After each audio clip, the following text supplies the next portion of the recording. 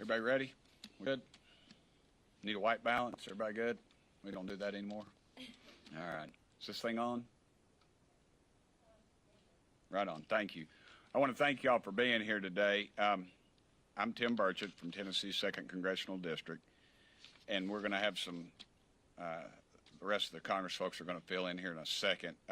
Next Wednesday, July 26th at 10 a.m., the House Oversight Committee will hold a hearing on Unidentified Anomalous Phenomena, UAPs. I prefer to call them UFOs.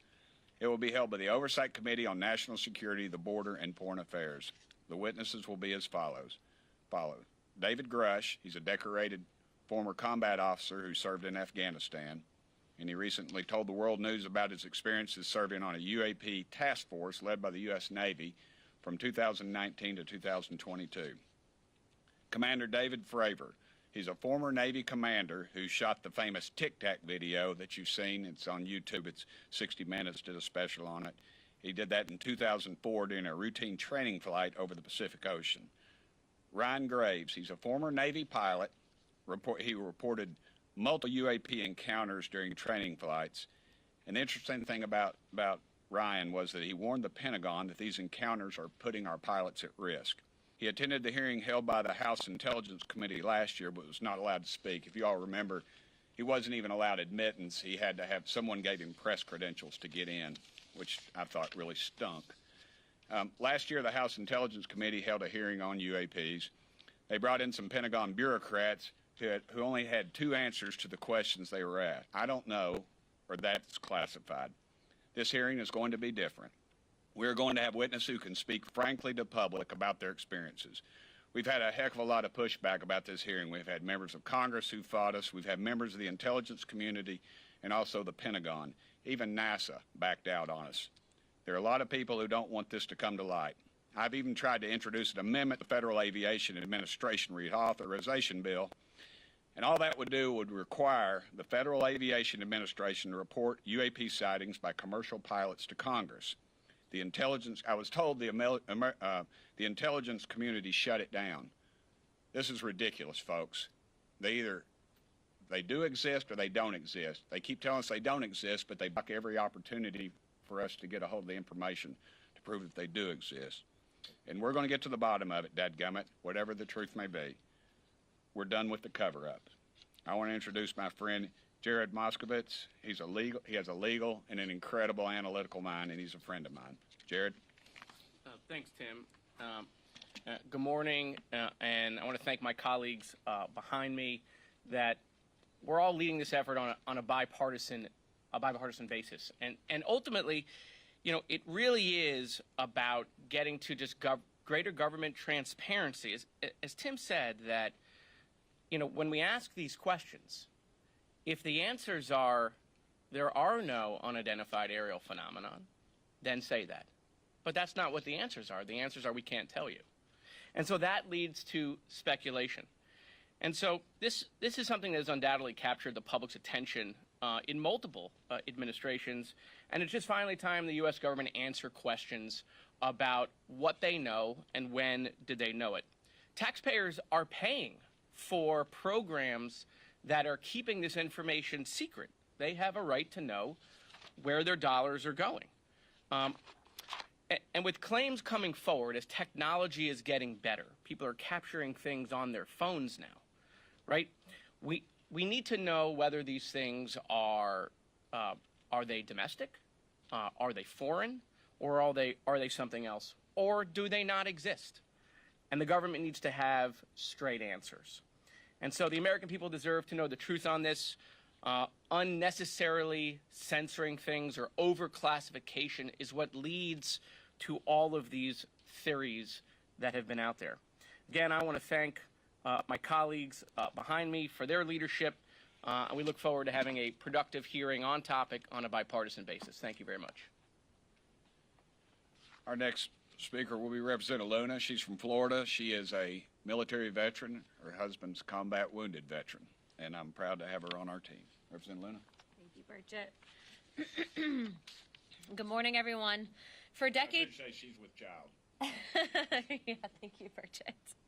For decades, countless of Americans have questioned our government's lack of transparency regarding UAPs in our nation's airspace. These same questions have been echoed by many leaders on a bipartisan basis, from Jimmy Carter to Barack Obama, from Hillary Clinton to Donald Trump, from Marco Rubio to Chuck Schumer, from the former Director of National Intelligence, John Ratcliffe, to current officials at the National Security Council. They have all called for disclosure of UAPs. If this was a court case, the court would be compelled to take up the thousands of testimonies, images, videos, and eyewitness accounts from doctors, pilots, scientists, and active duty service members. The status quo on the part of the U.S. government has been to leave the American people in the dark regarding information of UAPs. They refuse to answer questions posed by whistleblowers, avoiding the concerns of Americans, and acknowledging that the possible threat of UAP poses to our national security as well as public safety. It is extremely unnecessary and an overclassification. If the last few months have taught me anything, especially in investigating this, it is that this issue is in the hands of the American people and they deserve answers. I just want to be fully transparent here. Myself, Representative Burchett, and Representative Gates had attended an Air Force base, and we were blocked not only by the Pentagon but by the Department of the Air Force from seeing information, talking to witnesses. And after much arm twisting, we got some of the information. But the fact is that they answer to Congress and thus the American people. And any government entity that attempts to stonewall us is doing nothing in the vested interest of the American people. When I take at face value the numerous roadblocks that we've been presented with, it leads me to believe that they are indeed hiding information. I look forward to bringing this topic to light and finding out the truth of what is really out there. Next speaker will be Representative Burleson. He and I traveled to our southern border a few months back, and we became really good friends. He has a really love for this country, and he, like the rest of us, would like the truth. And he agrees with us that we need a lot of transparency. Representative Burleson. Thank you, Tim. Thank you for spearheading this effort. I'll start by saying that I'm a skeptic on a lot of stuff. I come from a computer science background and finance background, so I tend to err on the side of things that I can see and touch. And I don't give into conspiracies. But too often the federal government works outside of the public eye, and in conspiracies and rumors tend to flourish in places where the federal government is silent or not transparent. The American people deserve to know what their tax dollars are funding and what the government knows. That's just plain and simple. The other thing I think is important is that our servicemen and women who are risking their lives for this country and are encountering these devices, we owe it to them to find out what is in the air that might potentially harm their lives. What's disturbing is when you hear about the accounts of 14 near misses in air. Next week's hearing is about transparency. Like many Americans, I read David Grush's story when it first came out and watched the TV interviews. I was struck by the sheer amount of detail. So I was able to contact him and hear directly from him in a lengthy phone call interview. And after speaking with him, I was convinced that the American people deserve to hear from him directly. That's why I asked Chairman Comer to hold this hearing. And I'm grateful that the chairman has decided to hold a hearing so that we can ask questions and get the answers that the American people deserve. It is time for transparency. And I'll say one more thing. It's the responsibility of members on oversight to do. This is our job. This is exactly what our responsibility is. So I'd like to thank Tim and my other colleagues for their leadership in putting this together. And I want to thank the chairman for his support. We'll answer your question. I, too, would like to thank Chairman Comer and Speaker McCarthy, who allowed us to do this. Yes, sir. Good morning. Just anybody. My question starts with you here, but walk us through what has happened. You say you tried to get information from the military. Yeah, we were. And if others have other, give us very specific things, what the inquiry was, what they responded, how you went back, and therefore what your thesis is and what they're trying to cover up. Okay, well, and what Representative Luna and I experienced was our colleague Matt Gates contacted by some folks that said that some people would like to talk about some information, some things they'd seen, and we contacted the Air Force, and we flew we were told we were going to be briefed on this issue, the UFO, UAP. I like UFO, and we got down there, and it was the traditional skiff James Bond stuff. You leave your phone, your Fitbit. We go in, and the synopsis had nothing to do. It was some pretty big important stuff, but it was not anything to do with the UFO. And we stopped the thing rightfully right in the middle of it and said, "Hey, this is not what you all told us we were coming down here for." And they basically told us, "We're not going to give it to you." The arrogance of this general was beyond belief. The This is Air Pentagon. Force, or- This is Department of the Air Force. It was the commanding. Microphone, please. Oh, yeah, of course. It was the commanding general of Eglin Air Force Base. And ultimately, even before we got down there, the Pentagon actually tried to cancel the field hearing. And also, it's important to note that these were whistleblowers. These were pilots that had come forward to Representative Gates' office with information saying this needs to be investigated. We have an increase in sightings in this region. And it's a cause for concern for national security reasons. We don't know what it is. So we went down there. We were stonewalled.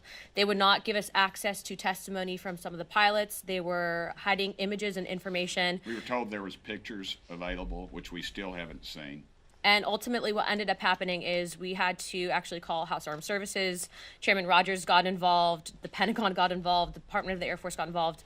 We actually got into an argument with the general of that base. And it's important to note that we were there simply to follow up on the whistleblowers that came forward with information. And so if the Department of the Air Force, if the Pentagon thinks that they're above Congress, they have something else coming to them. We told them we were going to do this if they continued to hide information. And ultimately, the American people deserve the facts. And also, I'd like to make, for the record, numerous pilots have told us, and I'm sure they've told Representative Luna, that the when they come forward with this, they're supposed to be provided some sort of whistleblower protection, but they're not. The brass will tell you they're debriefed. Well, they're interrogated for 8 hours, I believe, at some point. Then they have a blemish on their record, and then they carry this stigma. And we've been actually told that they will destroy video evidence because they don't want to have to go back in and have to be pulled off the flight line and be interrogated for 8 hours. One follow-up. Go ahead. If you can indulge me for a minute. If You something pay our salary. You go ahead. If something like that out there exists, and there's something from another planet or another universe or whatever, and if they were to say, "Oh yes, this is what we think it is," would we have riots in the streets? People Absolutely not. And that's, what do you think would happen? I think it's the arrogance of the arrogance of our government. Why don't you think that would happen? That people would literally. Why would it? Why would it? Over 55, more people believe in UFOs than believe in Congress. I mean, look at the polling that's out now. 55, 58, depends on who you talk to. They believe there's something else out there, and these are legitimate polls. I'm stopped every weekend. I'm back in Knoxville. Man, I'm talking about educated people, professional people. I'm on airplanes. I'm traveling all over the country. People will stop me and tell me about an experience. Decorated veterans. These people, why would they risk their reputations and careers over something that they're lying about? It's too big right now, and I don't believe they can keep their thumb in the dam too much longer because people are coming forward at too rapid of a rate. Yes, sir. Thanks, Tim. Is this issue important because, I mean, Congresswoman Lewis said national security, is this because like these UFOs or UAPs could be coming from China or another adversary? And second, you mentioned an amendment that didn't make it into the FAA reauthorization. So you said the intel community blocked.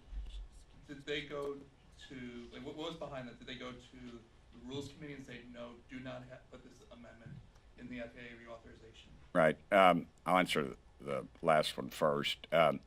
It's a question. We're not really sure. I was told the intelligence community blocked it, and then I was told that the intelligence committee blocked it. And it depends on who you talk to. I think that's your all's jobs as reporters to find out what the hell's going on with this stuff, because y'all need to start asking tough questions, and you need to start looking at people's financial disclosures as well, because the groups that probably have control of this obviously are well heeled in this. And your first question was if China or Russia. If Russia owned it, they wouldn't be battling in Ukraine. It'd be over. Putin's ego, it wouldn't have happened. China, they would control us. Even they pretty much do now, but even more so. So that goes back to my original premise. It's either something that's extraterrestrial or something that we have in our skunk works that we are reverse engineering. Because with this technology, when you see the Tic Tac videos and listen to the pilots, it defies all of our laws of physics. The human body would not be able to withstand the pressure from this thing. It's beyond belief, and some other stuff. And that's why I wish they would release everything that I've seen, because the American public would say, why are you covering this up? I guess you could say, why are they still covering up Kennedy, the Kennedy assassination? There's nothing there. I mean, it's been over 50 years. Everybody's dead. This is about power. It's about control. It's about money. It's about greed and corruption. And that's what runs this country right now, and that's a disgrace. Yeah, Tim, can I add something Sorry, to that? Jerry. Go ahead. So, again, I think the overarching question that we're really asking is, why are they overclassifying this, and why aren't they being transparent? You know, and it's about reasserting, I should say, Congress's role in all of this. I mean, to Tim's point, I mean, the United States Congress passed a law on the JFK assassination.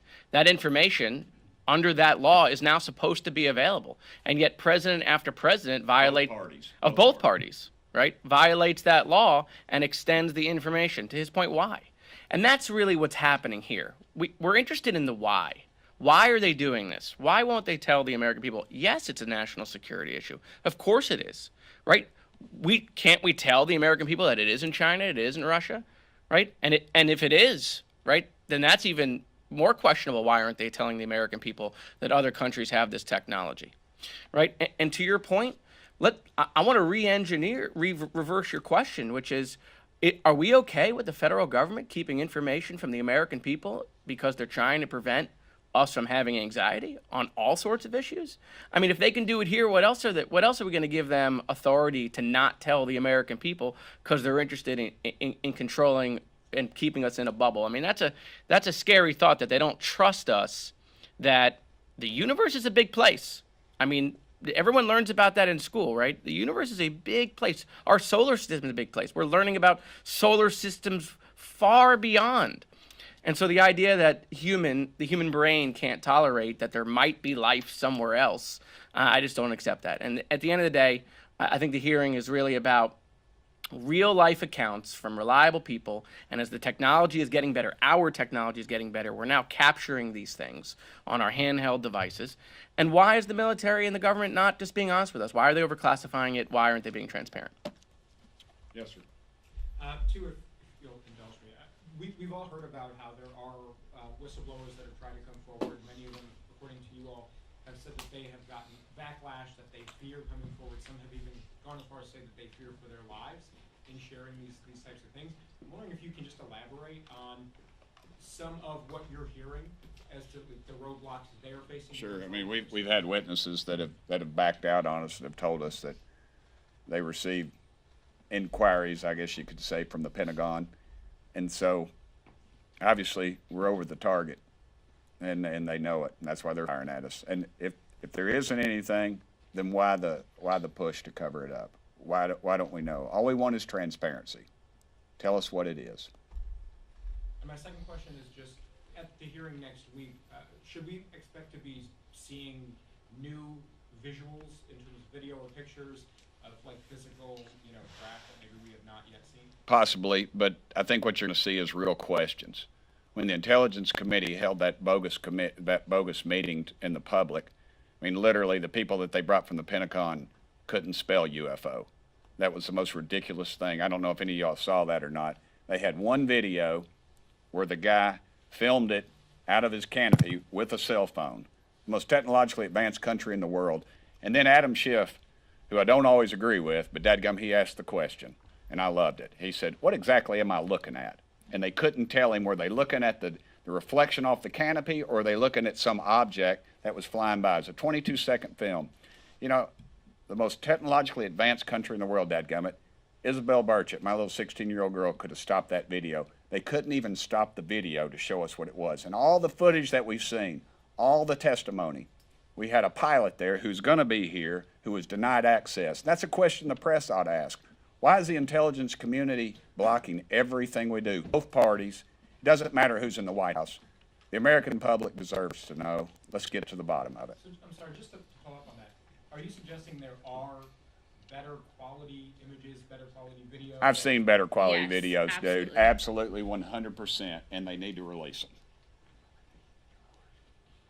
You've talked about the bipartisan support for this. How fast can you get something moved along here in Congress and then ultimately have that declassification process and reform happen? It's like a glacier. I mean, you know, we get fight every step of the way. But I think the American public, and here's what's going to happen. A few of the big shots in Congress are going to get a call from some of their donors saying, hey, let's get to the bottom of this. And they're going to start getting interested. I've had so many congressmen put a bug in my ear saying, man, I've had, some of them have told me they've had sightings and they're afraid to say anything and they're glad we're doing it. I think we're knocking the varnish off of it a little bit with this. Do I think, you know, we're not going to bring you in a saucer or a little green man. That's not what it's going to be about. And I know y'all, every time you play this interview with one of us, you play the theme from X-Files. I get it. But the reality is the American public deserves to know. And you better be careful about a government that doesn't trust its people, because there's no telling what they'll pull on you. Sure, Jerry could say that a lot more eloquently, but I did earlier. yeah. But I want to give Tim a lot of credit going back to some of your questions, which is this is a really simple hearing. It's about oversight. And I'm a really simple guy. Is that what you're getting ready to say? No, I wasn't going there. But it was really hard for him to get this scheduled. It was hard for him to get it scheduled. It was hard for Congressman to get it scheduled. It was hard to get a room. It was hard to get staff on board. It was hard to get approval. Every single step that they had to go through to make this hearing happen next week, the witnesses, they were stonewalled, and they had to push and push and push. Again, if there's nothing to talk about, why was it so difficult? And that, again, is what breeds these theories and these concerns.